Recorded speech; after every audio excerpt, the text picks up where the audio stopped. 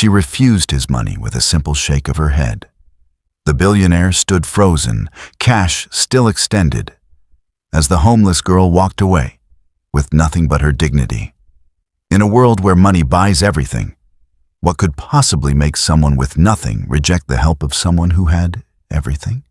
What this billionaire would do next wouldn't just change her life.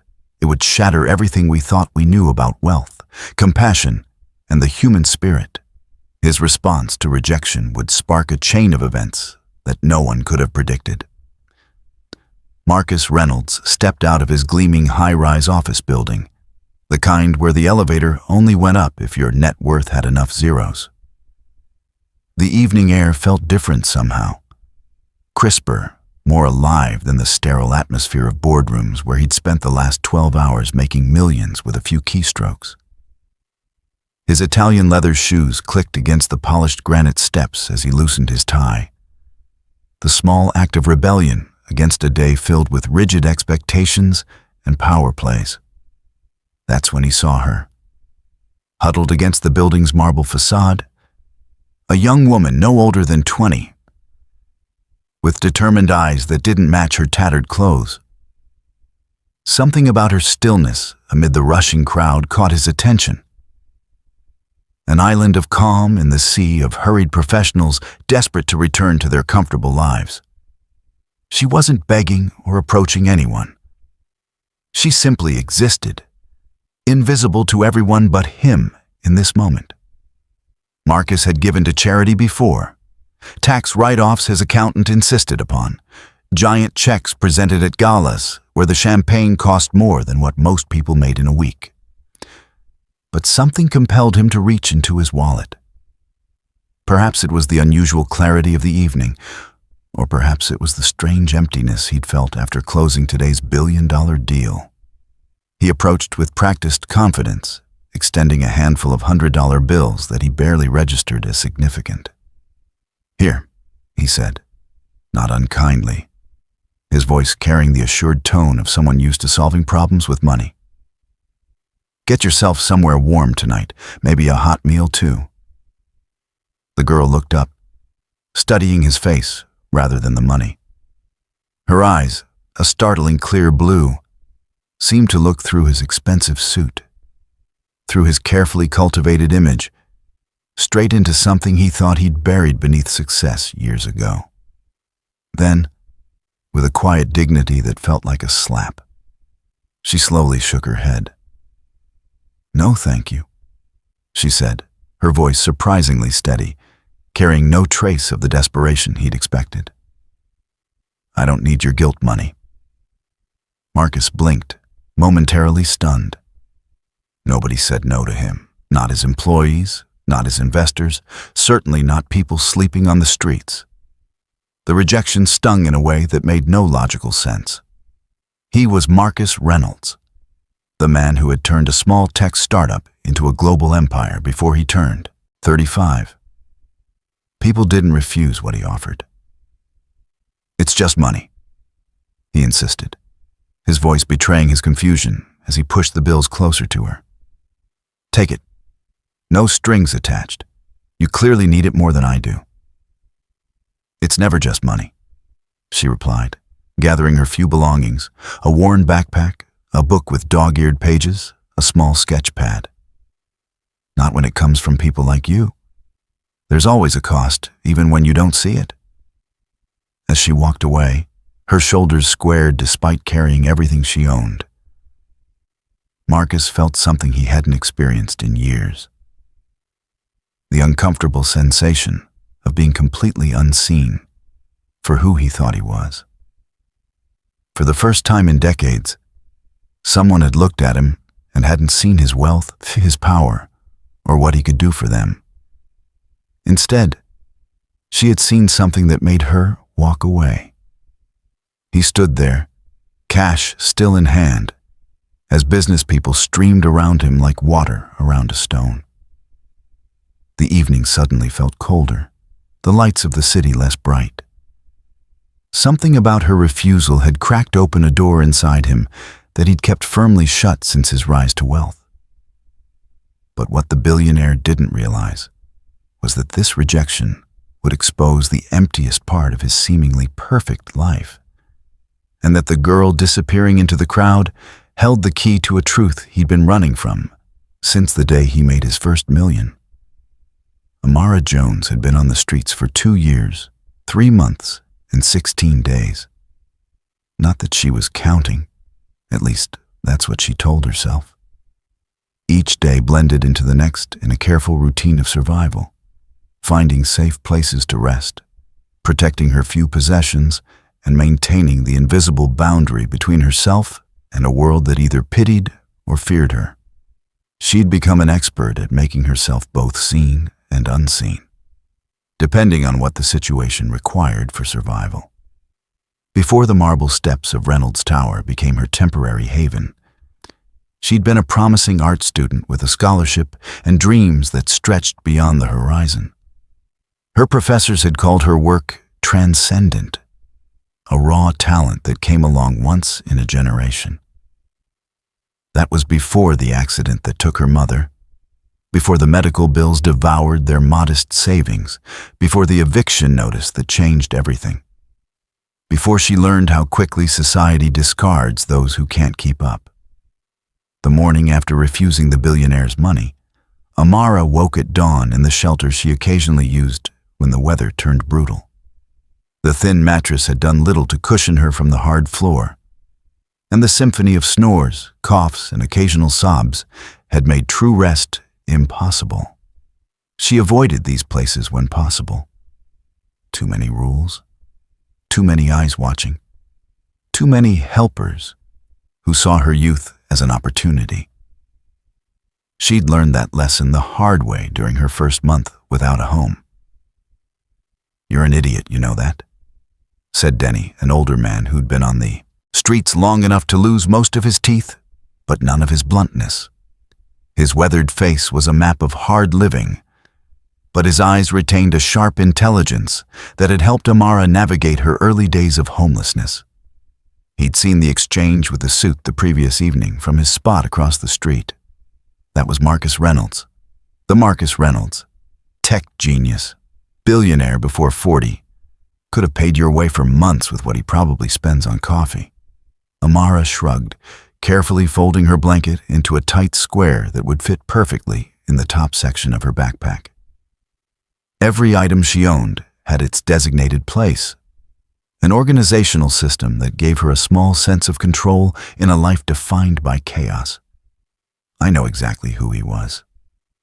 "Then you're even dumber than I thought," Denny muttered, shuffling away, the plastic bags tied around his ankles crinkling with each step.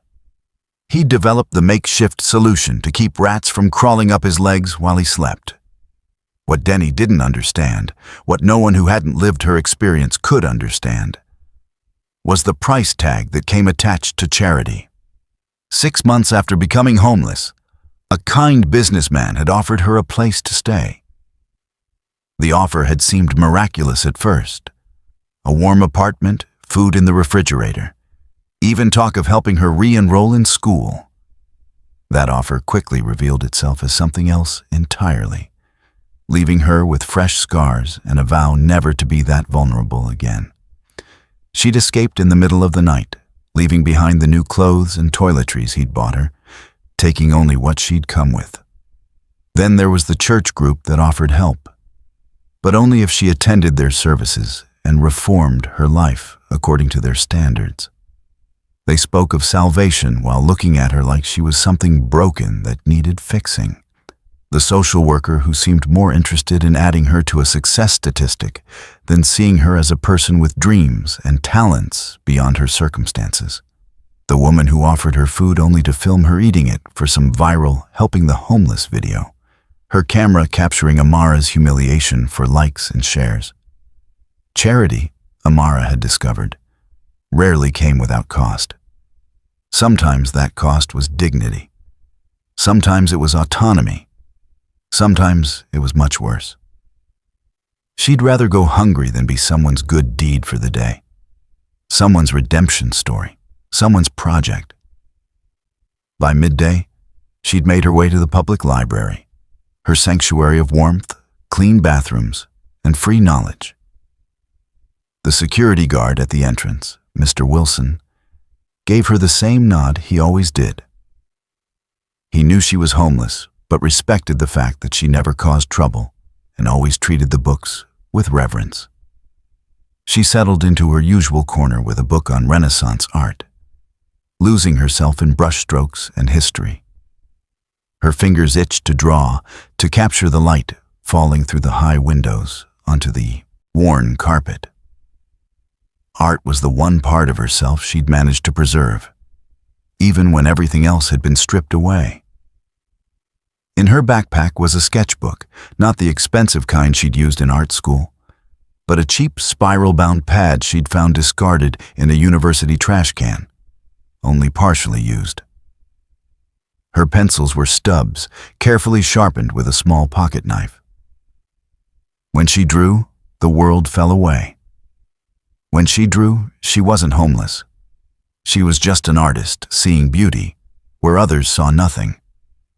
Later, as she walked through the financial district looking for a place to spend the night, she spotted him again. The billionaire, Reynolds. He was emerging from a sleek black car, surrounded by people in suits, hanging on his every word like it was gospel. His suit probably cost more than what her mother had made in 3 months at the diner. For a moment, their eyes met across the busy street. She saw recognition flash across his face, followed by something that looked almost like fascination. It was a look she recognized, the same expression anthropologists had when studying some exotic tribe. Amara quickly turned away, ducking down a side street, her heart pounding. The last thing she needed was a rich man's curiosity. She'd seen enough movies to know how that story ended. The wealthy savior fixing the poor girl's life, while everyone applauded his generosity. The poor, grateful girl learning valuable lessons about life from her benevolent benefactor. Her life wasn't a heartwarming viral story waiting to happen. Her dignity was all she had left, and she guarded it fiercely. She made her way to an alley behind a restaurant where the owner, an elderly Vietnamese woman, sometimes left untouched food in boxes beside the dumpster rather than inside it. It wasn't charity if it was being thrown away anyway, Amara reasoned. Tonight there was half a container of rice and some vegetables still warm in their takeout container. As she ate, sitting on a milk crate with her back against the brick wall, she thought about the look in Reynolds' eyes. There had been something there beyond curiosity. Something that looked almost like recognition, as if he'd seen something of himself in her refusal. Ridiculous, she muttered to herself, carefully rewrapping the remaining food for tomorrow's breakfast. A man like that couldn't possibly understand someone like her. Their worlds weren't just different. They existed in completely separate universes that happened to occupy the same physical space. What she didn't see was how Reynolds paused mid-sentence when he spotted her. How he watched her disappear into the crowd, how something in his expression shifted from curiosity to determination. How the people around him noticed his distraction and exchanged confused glances. How he abruptly ended the conversation and instructed his driver to take a different route to their destination, one that would pass through the area where she had vanished. The billionaire couldn't stop thinking about her, about the quiet defiance in her eyes, about the dignity that radiated from her despite her circumstances, about the uncomfortable mirror she had held up to his own existence. And what he decided to do next would test the limits of his own humanity in ways that would shock everyone who thought they knew Marcus Reynolds. Marcus Reynolds couldn't focus on the quarterly projections displayed on the conference room's massive screen. The numbers, billions in revenue, market share percentages, growth forecasts, usually captivated him completely. Today, they seemed meaningless, like hieroglyphics from a civilization he no longer understood or cared to decipher. His mind kept drifting back to a pair of defiant eyes on marble steps, to a simple refusal that had somehow penetrated the armor he'd spent decades perfecting. "Marcus, your thoughts on the Asian expansion?" His CFO's voice pulled him back to the boardroom. 12 executives in suits nearly identical to his own waited for his response, their expressions ranging from curiosity to concern. Some checked their watches discreetly, others exchanged glances. He hadn't missed a beat in meetings for as long as anyone could remember. Marcus Reynolds was legendary for his laser focus, his ability to spot weaknesses in business plans that others missed, his ruthless efficiency in decision-making. "Proceed as discussed," he said smoothly, years of corporate performance allowing him to respond appropriately despite his wandering mind. "But double-check the regulatory hurdles in Singapore before committing resources.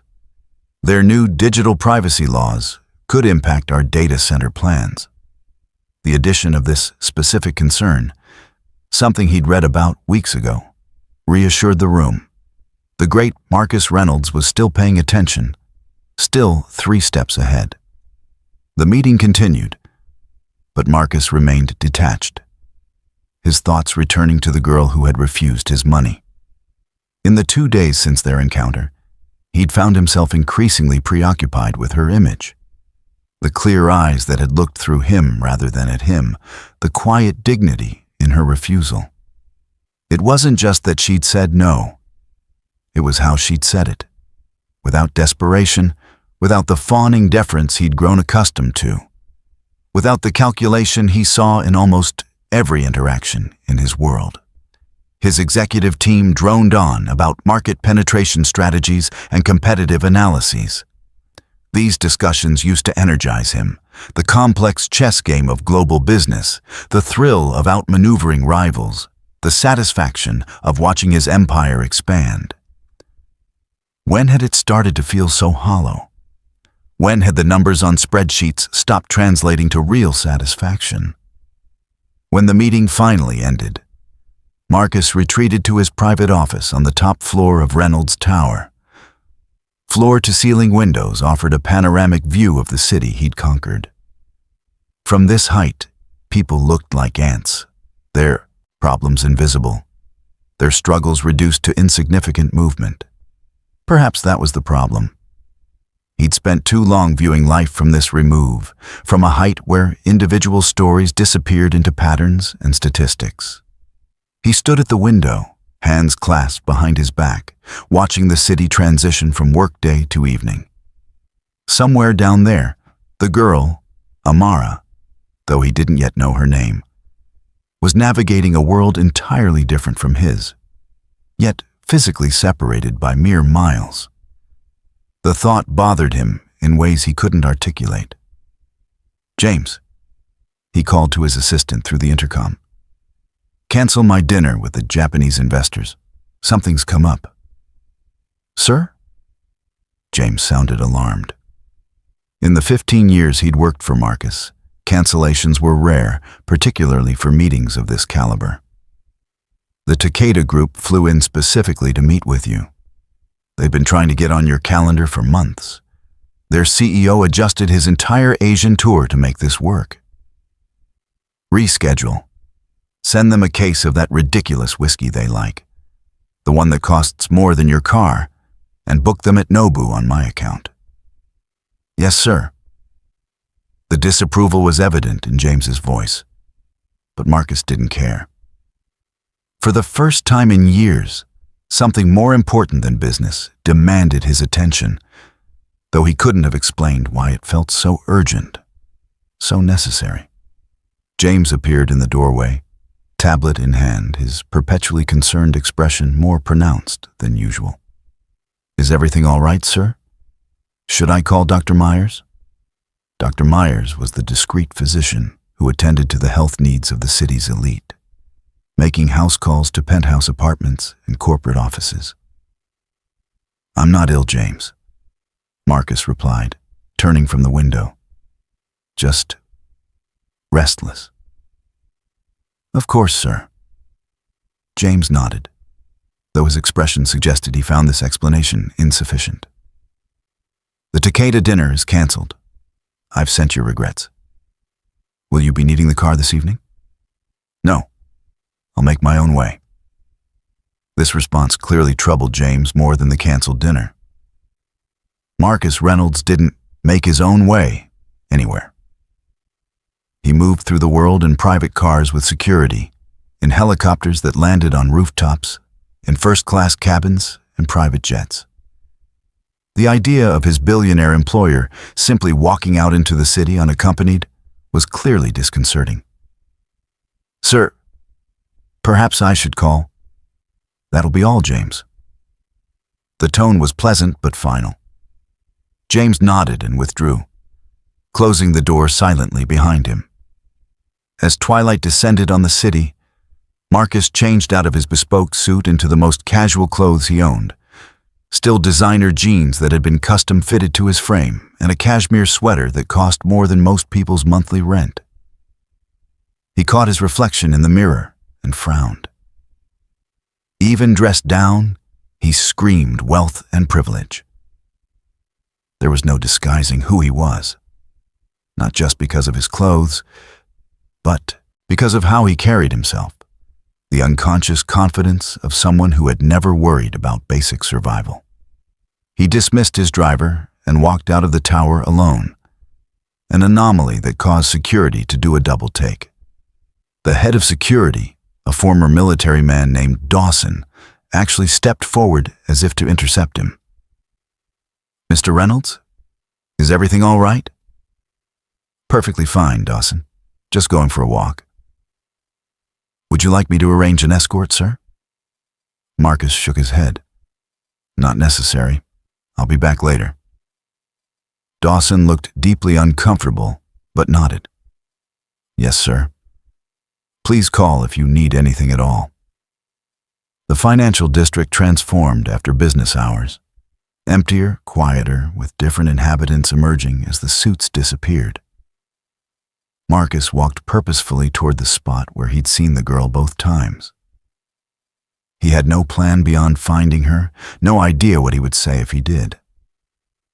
The compulsion to see her again defied logic, yet it drove him forward with a certainty he usually reserved for business decisions. As he moved away from the gleaming towers of the financial district, the city changed character. The pristine sidewalks gave way to cracked concrete. The high-end coffee shops and expense-account restaurants were replaced by convenience stores with barred windows and fast food chains with flickering fluorescent lighting. People no longer stepped aside automatically as he approached.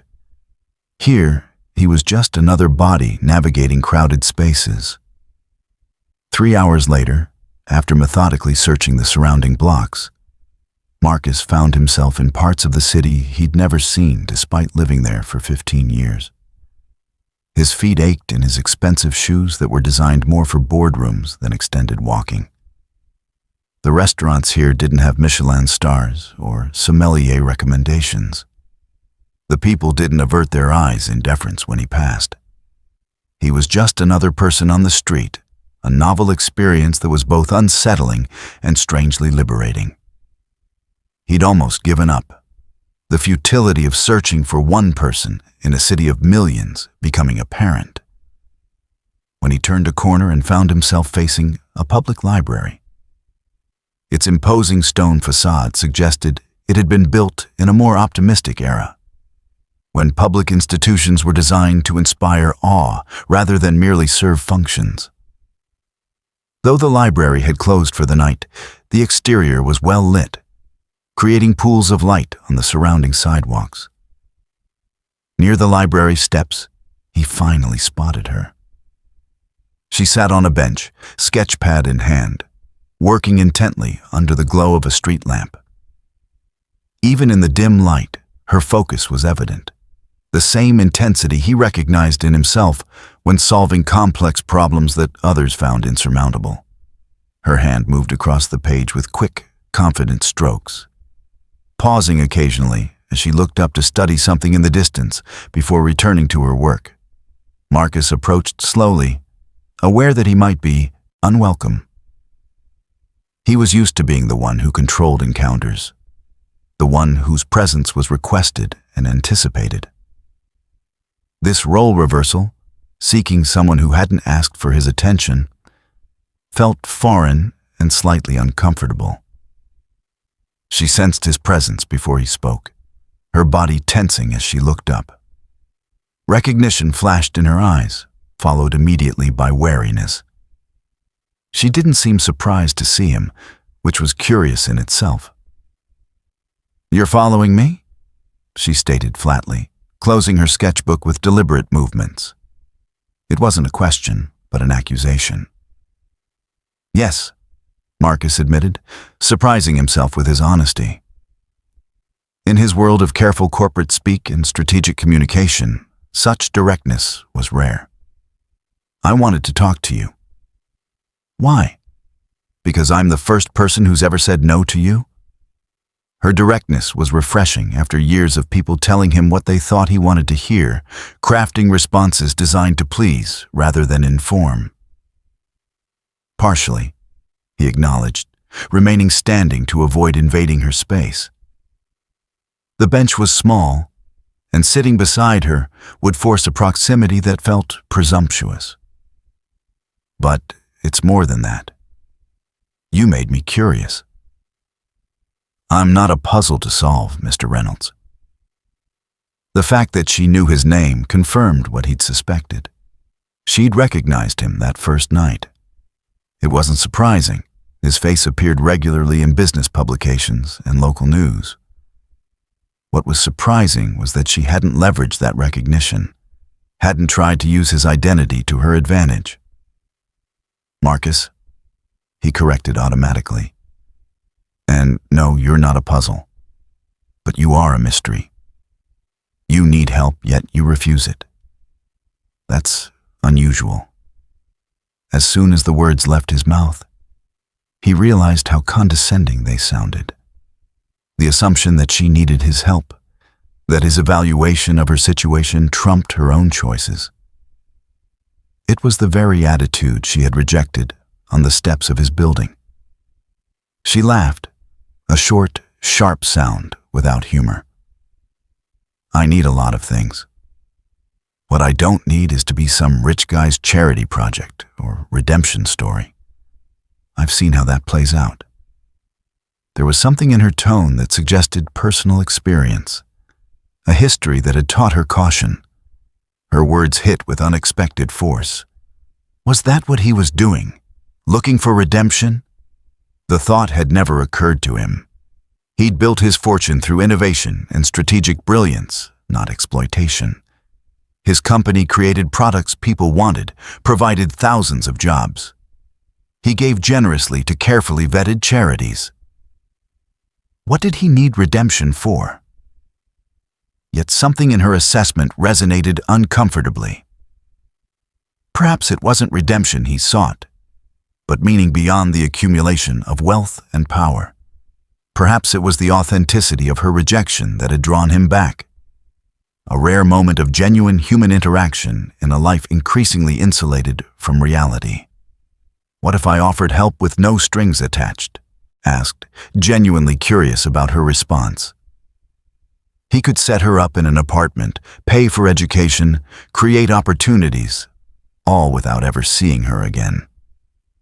It would be a simple transaction, a problem solved with resources he had in abundance.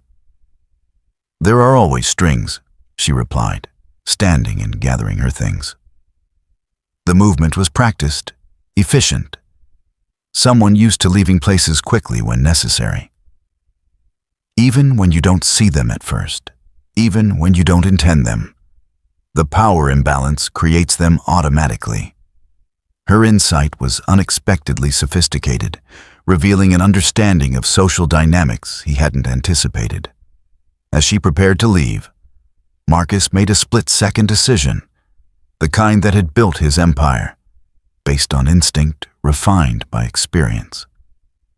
"I'll make you a deal," he said, the words emerging before he'd fully formulated the plan. She paused, suspicious but listening. Her backpack was slung over one shoulder, her body angled away, ready to depart, but not yet committed to leaving. Your art, he said, nodding toward her sketchbook. Show me one piece. If it's not good, I'll leave you alone forever. If it's good, and I suspect it is, you let me buy it. Fair market value. Not charity, just business. The proposal surprised her. He could see it in the slight shift of her expression. She'd expected offers of shelter, food, money, the usual approaches to visible poverty. She hadn't expected interest in what she created, in what she could offer rather than what she lacked. She studied him for a long moment, weighing his proposal with the careful consideration of someone who couldn't afford mistakes. Finally, with deliberate movements, she opened her sketchbook and turned it toward him. The drawing took his breath away. It was the city skyline, but not as it appeared in postcards or promotional materials. This was the city as few saw it, beautiful and brutal, glittering and gritty. The perspective was from below, looking up at towering structures that seemed both magnificent and menacing. And there, in the center, was Reynolds Tower, drawn not with reverence, but with a subtle critique that made the building seem simultaneously impressive and obscene in its excess. The detail was extraordinary. Every window, every architectural flourish rendered with precision, yet somehow imbued with emotion. How much? He asked, his voice uncharacteristically quiet. He collected art. His homes featured works by renowned artists, selected by consultants and displayed in carefully lit spaces. None of them had affected him like this simple sketch. 500, she said without hesitation, as if she'd anticipated the question and prepared her answer. It was simultaneously too much for a sketch by an unknown artist, and insultingly little for the truth captured on the page. Marcus understood the test embedded in the price. Too high to be charity, too low to be meaningful to him. She was establishing boundaries, creating terms that allowed her to maintain dignity. He reached for his wallet, extracted $500 bills, and held them out. I'd like to commission more, if you're interested. She accepted the money with steady hands, her expressions unreadable. The transaction completed, something shifted subtly between them. A rebalancing of power, small but significant. Why? She asked, tucking the bills away carefully. Because you see things as they are, he replied honestly. That's rarer than you might think. In his world, reality was constantly filtered, massaged, and repackaged. Financial reports highlighted successes while burying concerning trends in footnotes. Employees told him what they thought he wanted to hear. Even his closest advisors carefully curated the information that reached him. This girl's unfiltered perspective, both in her art and in her direct manner, was like a splash of cold water after a lifetime of tepid reassurances. She didn't respond immediately, tucking the money carefully into an inner pocket of her jacket. I'm Amara, she finally offered. The introduction feeling like a concession, a small opening in her defensive wall. Amara, he repeated, the name feeling significant somehow. Will you be here tomorrow? She shouldered her backpack, considering him with that direct gaze that seemed to cut through all his carefully constructed layers. Maybe, she said, which they both knew was neither a promise nor a refusal, just an acknowledgement that their paths might cross again. As she walked away, Marcus remained on the bench, the exchange replaying in his mind. For the first time in years, he felt something crack open inside him, a door to a room he'd sealed shut long ago. Behind that door lay questions he'd stopped asking, truths he'd stopped acknowledging, and a version of himself he'd abandoned on his climb to the top. The drawing had stirred something dormant. Not just appreciation for her talent, but recognition of what had been lost in his relentless pursuit of success. When had he stopped seeing the world around him? When had people become pieces on a chessboard rather than individuals with stories as complex as his own? What Marcus couldn't possibly know was that Amara was walking away with similar thoughts, her own carefully constructed defenses showing the first hairline fractures. The money in her pocket represented something beyond survival. It was recognition of her value on her own terms. For years, her art had been her private sanctuary, the one part of herself untouched by her circumstances. Having it acknowledged, valued, even by someone she instinctively distrusted, awakened painful hope. Neither of them realized that their brief exchange had set in motion events that would alter both their lives irrevocably. The billionaire and the homeless artist, connected by a single drawing and the rare honesty they'd found in each other's eyes, had just taken the first step on a journey that would challenge everything they thought they knew about themselves and the world they inhabited. As night settled fully over the city, they moved in opposite directions. He toward his penthouse in the sky, she toward the hidden corners where she could safely pass the night. Different trajectories, different realities. Yet both carrying the unsettling awareness that something fundamental had shifted in their carefully ordered worlds. The following morning arrived with a relentless downpour that transformed the city into a glistening, treacherous landscape. Water cascaded down glass skyscrapers in sheets, pooled in the uneven depressions of aging concrete, and rendered the boundary between sidewalk and street almost indistinguishable. The city's usual cacophony was muted, replaced by the persistent drumming of raindrops and the occasional splash of vehicles navigating flooded intersections. For Amara, rain wasn't just an inconvenience. It was an enemy. Every possession she owned was vulnerable to water damage. Every shelter became more precious and competitive. Every hour stretched longer without the option of walking to stay warm. The city's infrastructure that most took for granted, awnings, covered walkways, subway entrances, transformed into contested territory, with unspoken hierarchies determining who could claim the driest spots. She huddled in the recessed doorway of a closed business, her backpack wrapped in a salvaged plastic tarp, watching rivulets carve paths down the sidewalk. The blue tarp had been a lucky find behind a construction site 3 months ago, and she'd carefully folded and preserved it for days like this. Her shoes, already worn thin at the soles, provided minimal protection against the wet. She'd stuffed them with newspaper the night before, an old trick learned from Denny. But the paper was now a sodden mass that seemed to hold the moisture against her skin rather than absorbing it. The $500 from Reynolds felt like a talisman in her inner pocket, pressed against her ribs. She'd sewn the pocket herself, creating a hidden compartment in her jacket where her most valuable possessions could rest undetected by opportunistic thieves. The money represented options she hadn't had yesterday. A hotel room for a few nights, new art supplies, perhaps even a deposit on a room somewhere if she could find a landlord willing to overlook her lack of references and employment history. Yet she remained in the doorway, reluctant to spend any of it.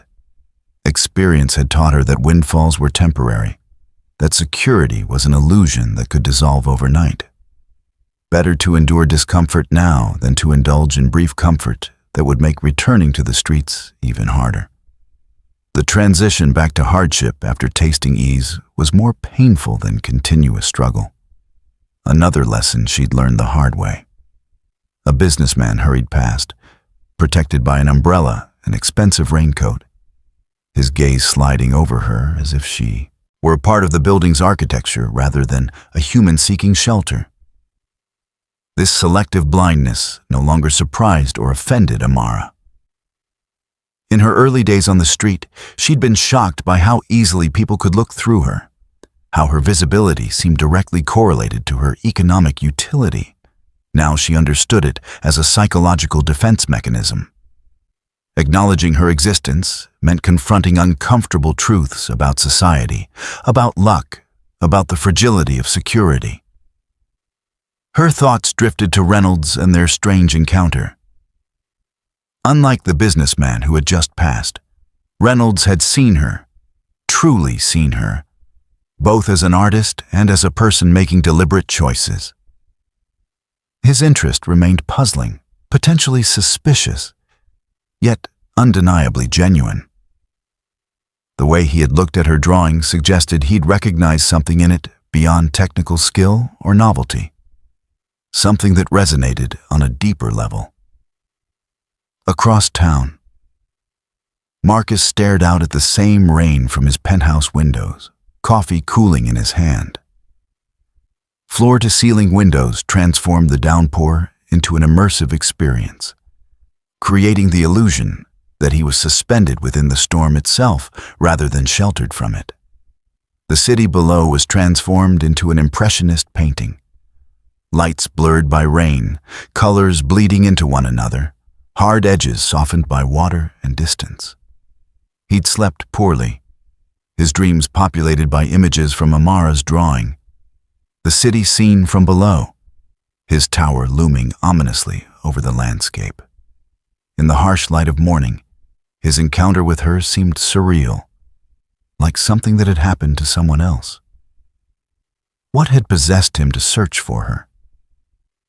What was he hoping to find or prove through this strange connection with a homeless artist? His phone buzzed with messages. His executive team concerned about his uncharacteristic behavior. The Japanese investors requesting a new meeting date. His publicity team alerting him to speculation in the business press about his absence. The machinery of his empire continued to function, demanding his attention, his decisions, his presence. For 20 years, he had been at the center of this machinery, its creator and driving force. The idea of stepping away, even briefly, had never occurred to him until now. Marcus set down his untouched coffee and made a decision. "James," he said, activating the smart home system that connected to his assistant's devices. "Clear my schedule for the week. Tell the board I'm taking personal time." There was a pause, then James's carefully neutral voice responded. "Sir, you have the quarterly board meeting tomorrow, the product launch on Thursday, and the governor's economic summit on Friday." The reminder of his obligations should have brought him back to reality, to the responsibilities that defined his existence. Instead, it strengthened his resolve to create space for something different, something undefined but increasingly necessary. Reschedule. What can be rescheduled? Send Chen to the governor's summit. He knows the talking points. The board meeting. Marcus paused. The board would not take kindly to his absence, particularly with the new Asian expansion on the agenda. "I'll call in for that, but keep it to an hour." "Yes, sir." The pause that followed communicated James's concern more clearly than words. In 15 years, Marcus had never requested personal time, had never delegated critical meetings, had never deviated from the relentless schedule that had built his fortune. "Is there anything else you need?" Marcus considered the question. What did he need? Not more wealth, not more accolades, not more power. What he needed was something money couldn't easily buy: perspective, authenticity, connection to something beyond the insular world he'd created. "No, James. Thank you." After ending the call, Marcus remained at the window, watching the city endure the deluge. Somewhere out there, Amara was navigating this same storm with far fewer resources and protections. The thought made him uncomfortable in a way he wasn't accustomed to. Not pity exactly, but a growing awareness of the vast disparities his success both relied upon and perpetuated.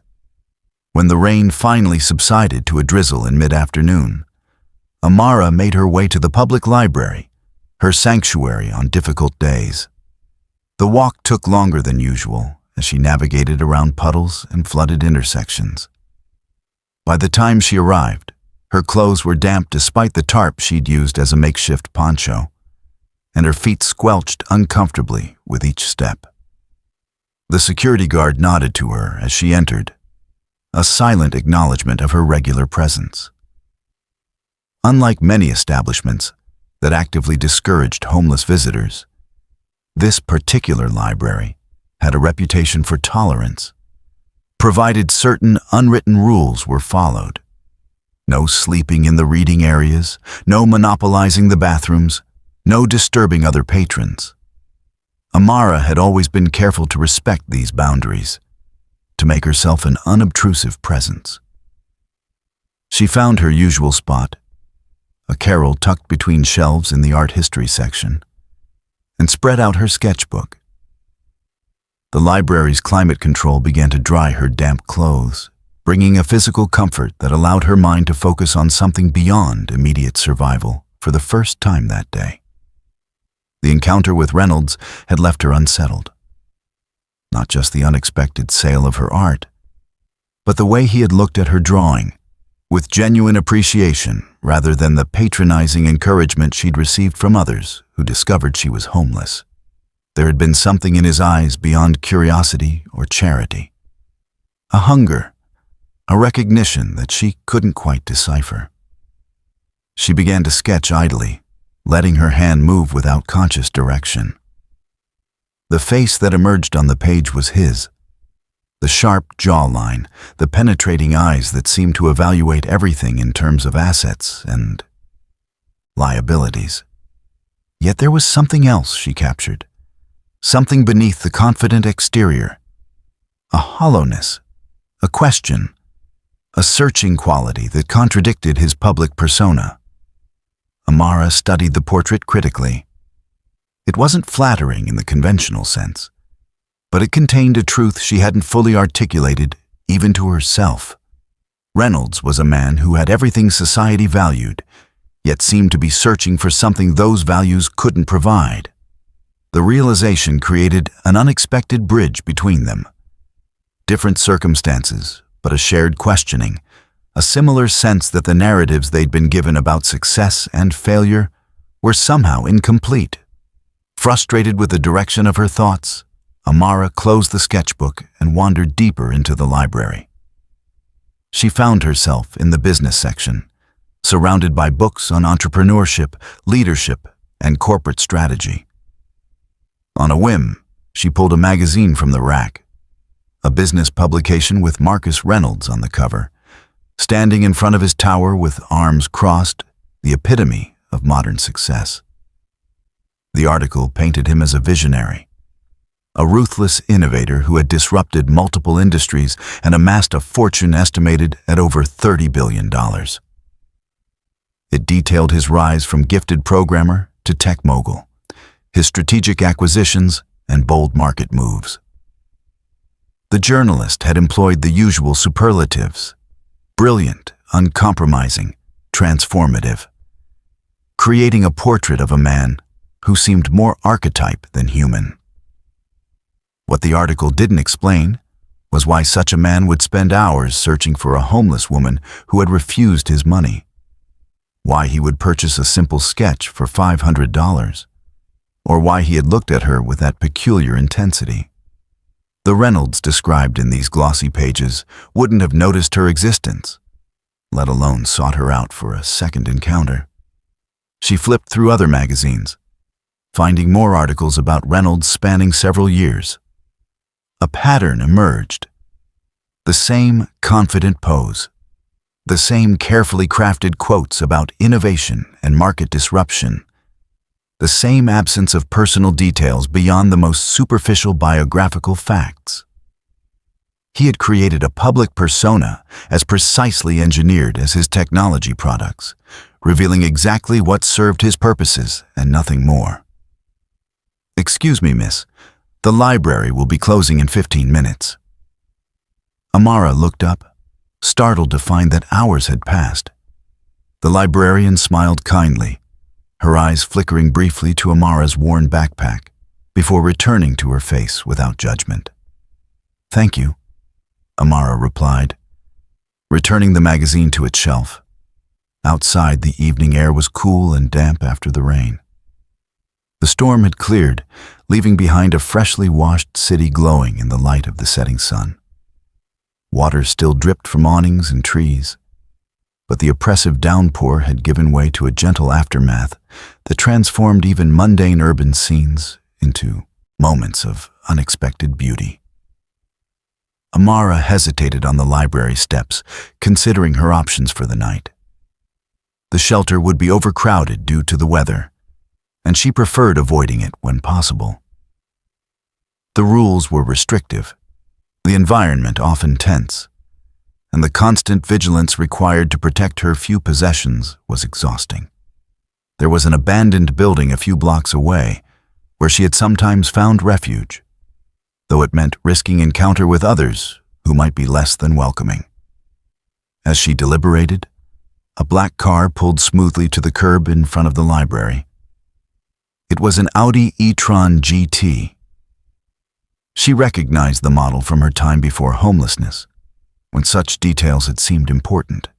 The vehicle's sleek lines and quiet electric motor spoke of wealth without ostentation, of power that didn't need to announce itself. The rear window lowered, revealing Marcus Reynolds' face. "I thought I might find you here," he said without preamble, as if their meeting were a scheduled appointment rather than an unexpected intersection. Amara stiffened, instinctively stepping back. The appearance of his car, his apparent knowledge of her whereabouts, triggered warning signals honed by years of street survival. "Are you stalking me now?" "I prefer to think of it as persistence," he replied, a hint of self-deprecating humor in his tone. The response was disarming, acknowledging the impropriety of his actions while somehow making them seem less threatening. "I have a proposition for you." "I'm not interested in propositions from men in expensive cars," she said flatly, the deliberate misinterpretation a defense mechanism, a way of establishing boundaries through bluntness. He winced slightly at the implication, genuine discomfort crossing his features. "A business proposition," he clarified, "strictly professional." Amara remained silent, waiting. Experience had taught her that silence often revealed more than questions, that people uncomfortable with pauses would fill them with information they might otherwise withhold. "I'd like to commission a series of drawings," Marcus continued, filling the silence as she had anticipated. "The city through your eyes. 10 pieces, 5,000 each." The sum was staggering. $50,000 for drawings that took her hours, not days, to complete. It was clearly excessive, clearly not fair market value, as he had claimed last night. Yet it wasn't presented as charity, and that distinction mattered. The offer was framed as an exchange of value, a transaction between equals with different but complementary assets. "Why?" she asked again, the same question she had posed the night before. The repetition was deliberate, a test to see if his answer remained consistent or if he would offer a new rationale that might reveal hidden motives. Marcus seemed to consider his answer carefully, as if weighing truth against expediency. His expression shifted subtly, the polished veneer of the business, Titan giving way to something more authentic, more vulnerable. "Because I've lost something," he finally said. "Perspective, connection, the ability to see beyond spreadsheets and stock prices. Your drawing showed me a version of the city, of my building, that I've forgotten how to see. I want more of that." The honesty in his response surprised her. She had expected corporate jargon, platitudes about supporting the arts, perhaps even some savior complex wrapped in business terminology. Instead, he had offered vulnerability, limited and carefully phrased, but vulnerability nonetheless. It was the last thing she had expected from a man whose empire was built on projecting certainty and strength. $50,000 for drawings of how homeless people see the city, she said, testing the concept aloud. The words were deliberately provocative, a challenge to his framing of the exchange. Sounds like expensive tourism and other people's suffering. His expression tightened slightly, a flash of irritation quickly controlled. If that's what you think I'm doing, refuse the offer. But I don't think that's what you believe, or you wouldn't have shown me your work in the first place. He was right, and they both knew it. She had shown him her drawing because some instinct told her he would see what others missed. Not just the technical skill, but the truth beneath it. The same instinct now told her his interest was genuine, however difficult to understand. There was something in this exchange that transcended the obvious power imbalance, something that offered mutual value despite their vastly different circumstances. "I'll need art supplies," she said, the words emerging before she had consciously decided to accept. The decision felt both reckless and inevitable, a step toward something unknown but necessary. "And I choose what I draw. No direction, no requests for specific locations or perspectives." "Agreed," he said immediately, without hesitation or negotiation. "And I'd like to offer you a workspace. There's an empty studio in a building I own. It has north-facing windows, good light for artists, I'm told. No obligation to use it, but it's available if you want it." The offer of space was unexpected. A studio would mean shelter, security, the ability to work without constantly guarding her possessions or watching for threats. It was tempting, dangerously so. Accepting would create a dependency, a connection to Reynolds that would be difficult to sever if necessary. Yet the practical benefits were undeniable, particularly as another night of uncertain shelter loomed before her. "I don't need charity," she began, the reflexive response emerging from pride and self-protection. "It's not charity, it's practical," he interrupted, his tone matter-of-fact rather than defensive. "I'm commissioning work. Providing appropriate workspace is standard for any professional arrangement. You can use it or not, your choice." The framing was clever, presenting the studio as a business necessity rather than an act of generosity. It allowed her to accept without compromising her dignity, without placing herself in the role of recipient rather than equal participant. Whether this framing was calculated or genuine remained to be seen, but it offered a path forward that preserved her autonomy. Amara considered the offer, weighing independence against pragmatism. The rain had reminded her of the precariousness of her situation, of the daily challenges that consumed energy better spent on her art.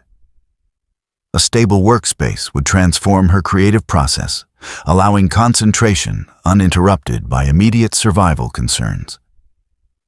"I'll look at the studio," she conceded. "No promises beyond that." Marcus nodded, seemingly satisfied with this partial victory. "My driver can take us there now, if you're willing." The invitation to enter his car, to place herself in a position of reduced control, was the real test of trust.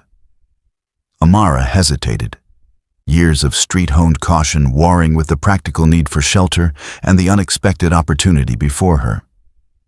Entering his vehicle would cross a boundary, would signal a level of trust she rarely extended to anyone, let alone someone whose motives remained partially obscure. "I'll follow you," she said finally. "Give me the address." Something like respect flickered in his eyes. Acknowledgement of her boundaries, of her refusal to be managed or directed. He provided the address, a location in the arts district across town. "I'll meet you there in an hour," he said. "The security guard will have your name." As his car pulled away, Amara stood on the library steps, the weight of decision pressing on her. She was agreeing to enter Marcus Reynolds' world, to accept his money, to create art under his patronage. The power imbalance she had named the previous night remained, perhaps even intensified. Yet something about his demeanor, about the unexpected honesty in his explanation, made her willing to take the risk. The arts district was several miles away, normally a long walk but manageable. Tonight, however, with the street still wet and her shoes soaked through, the prospect was daunting. After a moment's hesitation, she descended the steps and headed toward the nearest subway station. The $500 in her pocket meant she could afford the fare without significant impact to her finances, a small luxury that highlighted how drastically her circumstances had changed in just 24 hours. The subway car was nearly empty at this hour, the evening commute long over. Amara found a seat away from the few other passengers, her backpack secured firmly on her lap. The rhythmic movement of the train was soothing, the warmth of the car a welcome respite after the day's chill.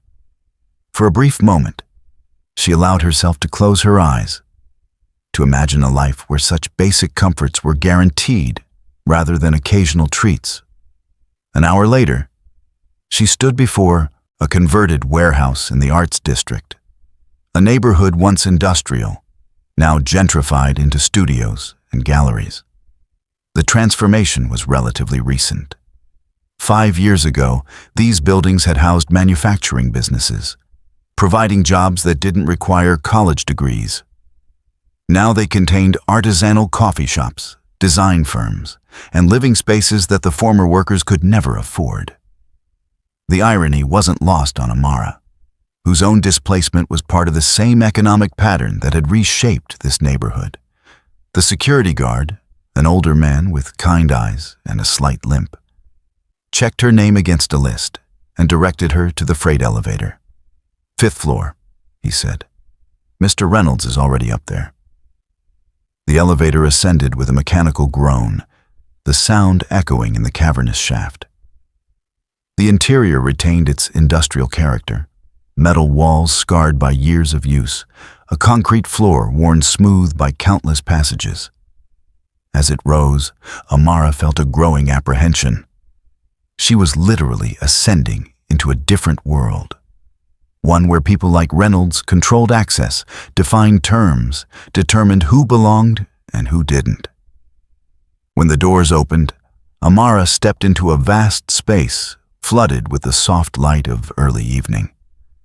Floor-to-ceiling windows lined the northern wall, offering a panoramic view of the city. The concrete floors were worn but clean, the brick walls stripped to their original texture. A few pieces of furniture, a desk, some chairs, a large table, were arranged near the center, but otherwise the space was empty, waiting to be defined. Marcus stood by the windows, his silhouette dark against the fading light. He had changed from his business attire into more casual clothing, still expensive, but less formal. The transformation was subtle yet significant, suggesting an attempt to reduce the visible markers of their different social positions. He turned as she entered, his expression unreadable. "What do you think?" he asked, gesturing to the space around them. Amara moved further into the room, her footsteps echoing slightly. It was beautiful. The kind of space artists dreamed of working in, with perfect light and room to create on any scale. It was also intimidating, its emptiness a canvas too vast to fill, its perfection a silent demand for work worthy of such surroundings. "It's too much," she said honestly, the words encompassing both the physical space and the entire situation she found herself in. Too much space. Too much everything. Too much money for drawings. Too much interest in someone you don't know. Too much. She struggled to articulate the sense of imbalance, of something not quite aligning with her understanding of how the world operated. Normal people don't do this, Reynolds. They don't track down homeless artists and offer them studios and commissions worth more than most people make in a year. Marcus approached slowly, stopping at a respectful distance. I understand your suspicion, he said. In your position, I'd feel the same. But consider this. What if the exchange benefits us both? What if your perspective is actually worth more to me than the money is to you? The question was startling in its directness, its acknowledgement of the value she brought to the table beyond her need. It reframed their interaction from charity to mutual benefit, from savior and saved to equals with different currencies to exchange. Whether this reframing was sincere or strategic remained unclear, but it offered a narrative Amara could accept without compromising her dignity. And what exactly do you get from this arrangement? She asked, needing to understand his motivation before fully committing. Marcus turned back to the window, his gaze on the city below. The fading light illuminated his profile, revealing a tension in his jaw, a furrow between his brows that the business magazine photos had carefully eliminated. Honestly, I'm not entirely sure, but your drawing made me feel something I haven't felt in a long time. It made me see something I've been missing. That's worth exploring, worth investing in. The admission of uncertainty was perhaps the most convincing thing he could have said. In Amara's experience, people with ulterior motives had clear objectives, detailed plans. Confusion, questioning. These were luxuries afforded to those with nothing to hide. I'll do 5 drawings, she said finally, establishing her own terms rather than accepting his original proposal. We'll see about the rest after that. He nodded, accepting her terms without negotiation. There's a supply store 2 blocks from here. They have an account in my name. Get whatever you need. The arrangement was moving forward with unexpected speed, transforming from theoretical to practical in the space of a single conversation. Amara felt simultaneously empowered by her ability to set terms and uneasy about the rapid changes to her circumstances. After years of careful survival, where each day resembled the last, this sudden shift was disorienting. I'll start tomorrow, she said, already mentally cataloging the materials she would require, the images taking shape in her mind. The creative possibilities offered by proper supplies and space were intoxicating after years of working with whatever she could salvage or afford. As she turned to leave, Marcus spoke again. Amara, thank you. The simple gratitude, offered without qualification or expectation, caught her off guard. In her world, thanks were rare and often accompanied by requests for more. This felt different, an acknowledgement of her choice, her agency in accepting his offer. She nodded once, not trusting herself to respond verbally, and stepped back into the elevator. As the doors closed, separating their worlds once again, both Amara and Marcus felt the strange tension of connection across vast divides, of 2 people from different universes finding unexpected resonance in each other's reality. What neither could foresee was how this tentative arrangement would evolve, how the exchange of art for money would become an exchange of perspectives, how their intersecting worlds would create something neither could have imagined alone. The billionaire seeking meaning beyond wealth and the artist surviving on society's margins had taken their first deliberate step toward each other, setting in motion a transformation that would challenge the foundations of both their carefully constructed identities. As the elevator descended, Amara leaned against the metal wall, suddenly exhausted by the day's events and the weight of decision.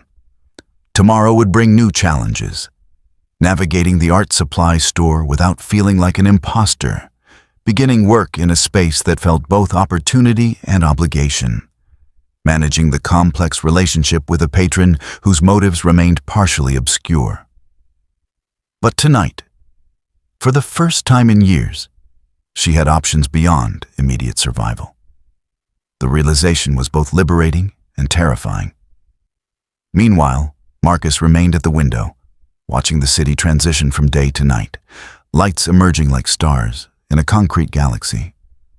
The board would question his absence tomorrow.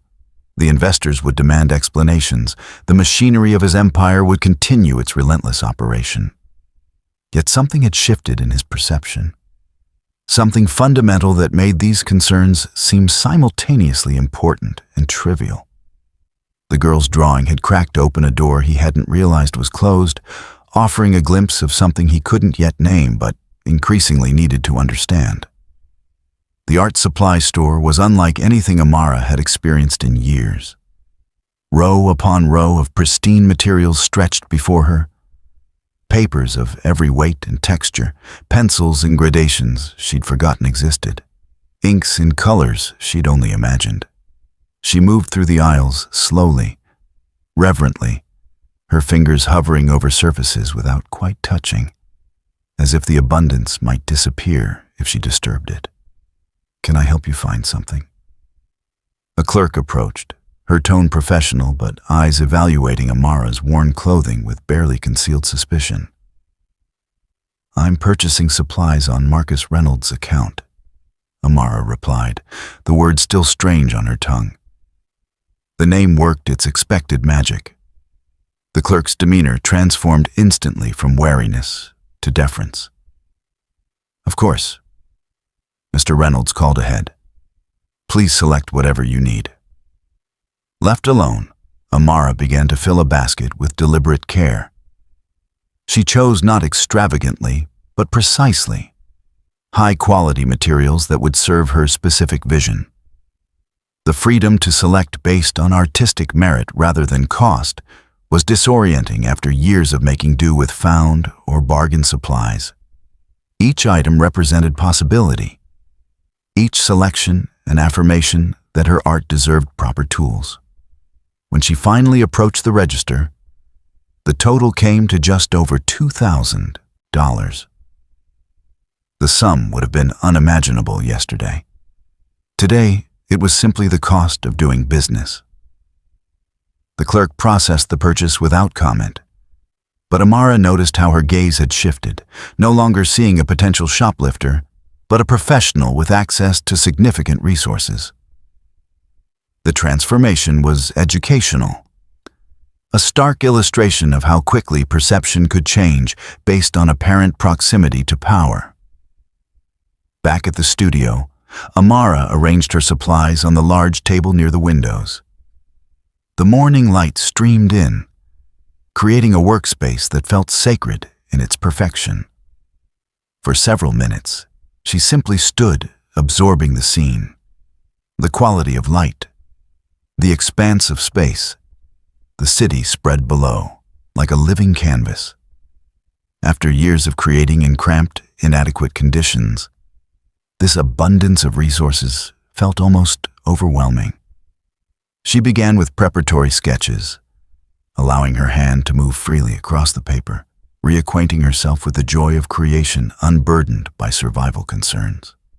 Time dissolved as she worked, the outside world receding as images emerged under her fingers. The city's underbelly, its forgotten corners, its stark contrasts of wealth and poverty, beauty and decay. Hours passed unnoticed until a knock at the door startled her from her creative trance. Marcus stood in the doorway, a paper bag in one hand. "I brought lunch," he said, his tone carefully casual. "If you're interested."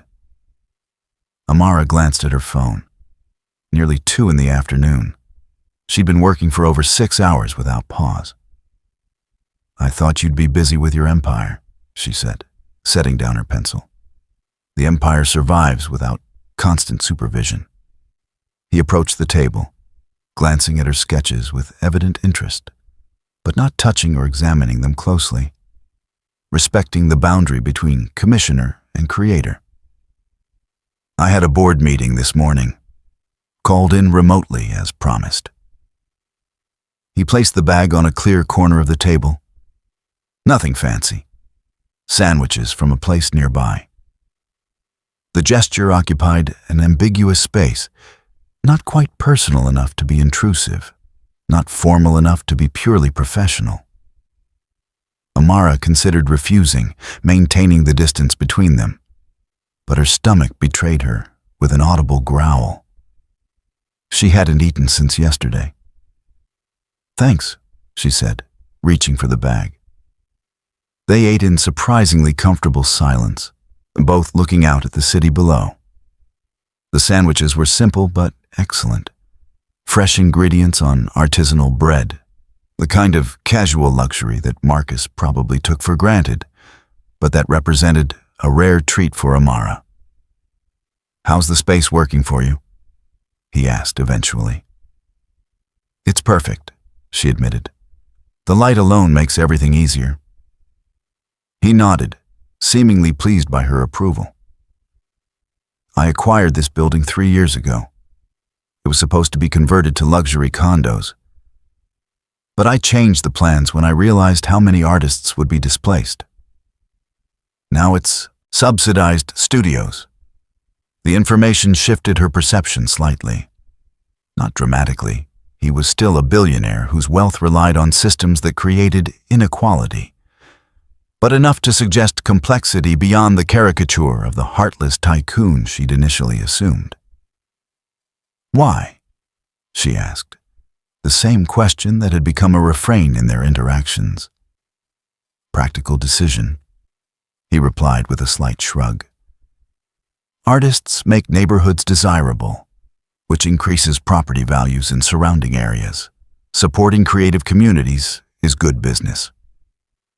The explanation was neat, logical, aligned with his public persona. Yet something in his delivery suggested it wasn't the complete truth, or at least, not the only truth. "And the real reason?" she pressed. Marcus met her gaze directly, something shifting in his expression, a brief glimpse behind the carefully constructed facade. "My mother was an artist. Not professionally. She worked as a nurse to support us after my father left. But she painted whenever she could find time. When she died, I found dozens of canvases stacked in her garage apartment. Some were extraordinary.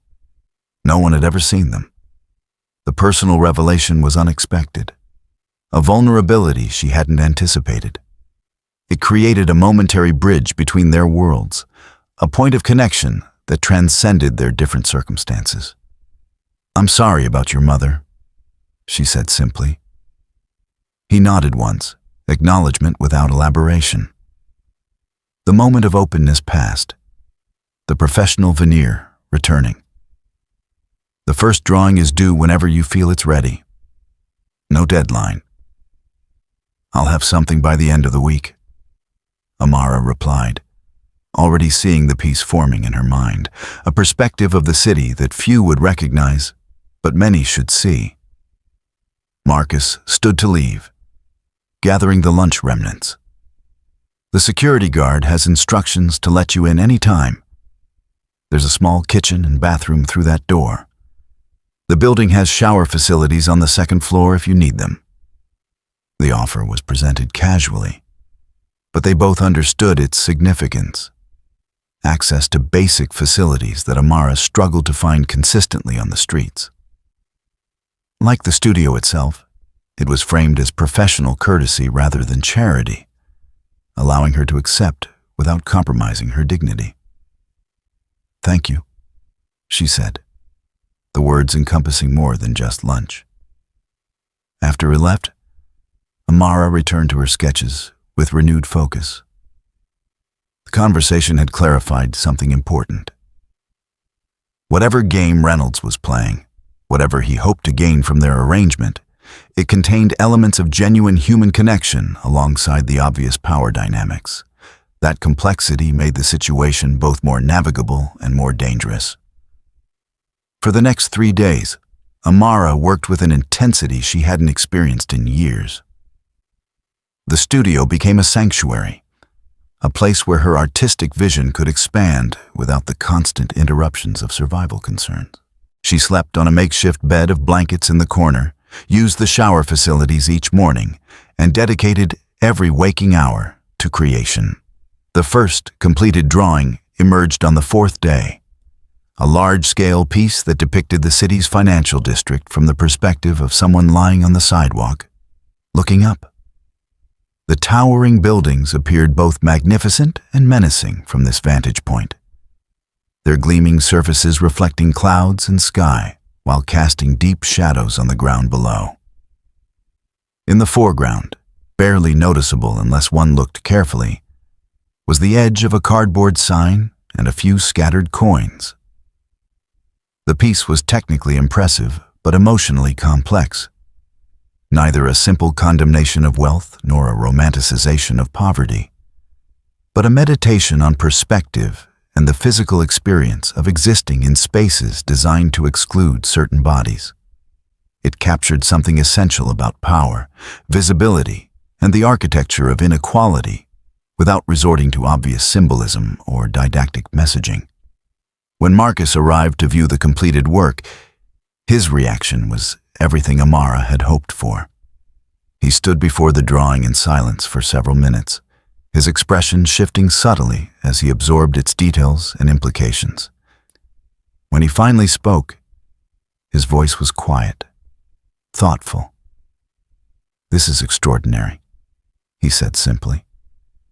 "It shows me something I've never seen, despite looking at these buildings every day for 20 years. The genuine appreciation in his tone was unmistakable.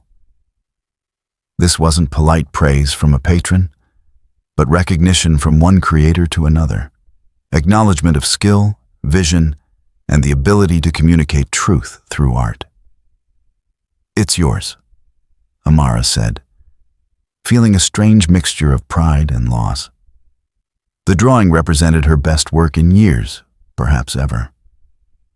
Parting with it felt significant, a transaction that went beyond the financial exchange. Marcus nodded, still studying the details. "I'd like to hang it in my office. With your permission." The request surprised her. She had assumed the drawings would be stored in some private collection, viewed occasionally, but not displayed publicly. The idea of her perspective hanging in the office of one of the city's most powerful figures was both gratifying and slightly unsettling. "Why there?" she asked. "Because it's where I make decisions that affect thousands of people," he replied with unexpected candor. "Having this perspective visible might help me make better ones." The answer was disarming in its honesty. Whatever she had expected from this arrangement, financial security, professional recognition, perhaps exploitation, this simple acknowledgement of her art's potential impact hadn't been part of her calculation. "Yes," she said finally. "You can hang it there." As Marcus carefully prepared the drawing for transport, Amara began planning her next piece. The creative dam that had been restricted by circumstance for so long had broken open, releasing a flood of ideas and images. For the first time in years, she felt not just the pressure of survival, but the pull of purpose. The sense that her art might matter beyond her own expression, might actually shift perspectives in ways that created ripples beyond her immediate reach. What neither of them fully recognized in that moment was how their unlikely partnership had already begun to transform them both. For Amara, the stability and resources provided by Reynolds' patronage were restoring not just her artistic practice, but her sense of agency and possibility. For Marcus, exposure to Amara's unfiltered perspective was creating hairline fractures in the insulated worldview that had both enabled and limited his success. The drawing that now hung in his office, this view from below of the towers he had always seen from above, represented the first tangible manifestation of their exchange. Not just money for art, but perspective for perspective, truth for truth. An intersection of worlds that would continue to evolve in ways neither could yet imagine, creating something new and necessary in the space between their different realities.